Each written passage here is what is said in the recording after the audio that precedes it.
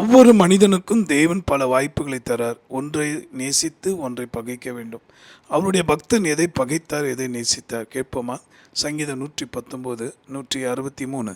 பொய்யை பகைத்து அருவருக்கிறேன், உம்முடைய வேதத்தையோ நேசிக்கிறேன். அன்பானவர்களே, இந்த இருதயத்திலே நாம் எதை அருவருக்க வேண்டுமாம்? பொய்யை. இந்த உலகத்தில் அது வியாபாரமாக இருக்கட்டும், திருமண வாழ்க்கையாக இருக்கட்டும், அல்லது ஊழிய பணி என்று சொல்லக்கூடிய சிலரும் கூட இந்த பொய்யை அருவருக்காதபடி அவைகளை செய்து அல்லது அவைகளிலே வாழ்ந்து கொண்டிருக்கிறார்கள்.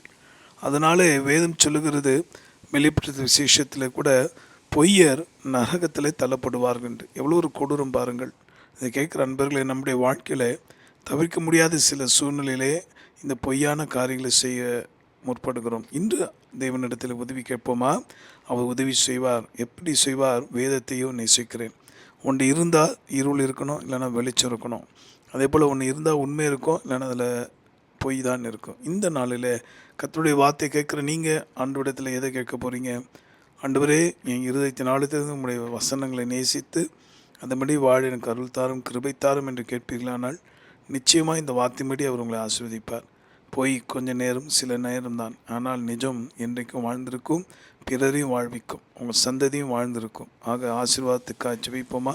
அன்புள்ள ஆண்டவரே, இந்த நேரத்தில் இந்த வார்த்தைப்படி இருதயமே காரணமாக இருக்கிறதுனால அந்த இருதயத்தில் பொய்யை வாஞ்சிக்கிற இல்லை நாடுகிற செயல்படுகிற அந்த ஆவிகளை கடிந்து கொண்டு உங்களுடைய வேதமாகிய வசனங்களை வாசிக்கிற, நேசிக்கிற, அதை பற்றி கொள்கிற இதயத்தை ஒவ்வொருக்கு தாரும். கல்லான இருதை நீங்கி சதியான இருளத்தினை அருளுக்கு ஸ்தோத்திரம். துதி கன மகிமை உமக்கு மீட்பர் மூலமாக ஜெபிக்கிறோம் நல்ல பிதாவே, ஆமென். உங்களுக்காக திருப்பல் நின்று ஜெபிக்கிற உங்கள் அன்பு சகோதரர் Mani Iyer. God bless you.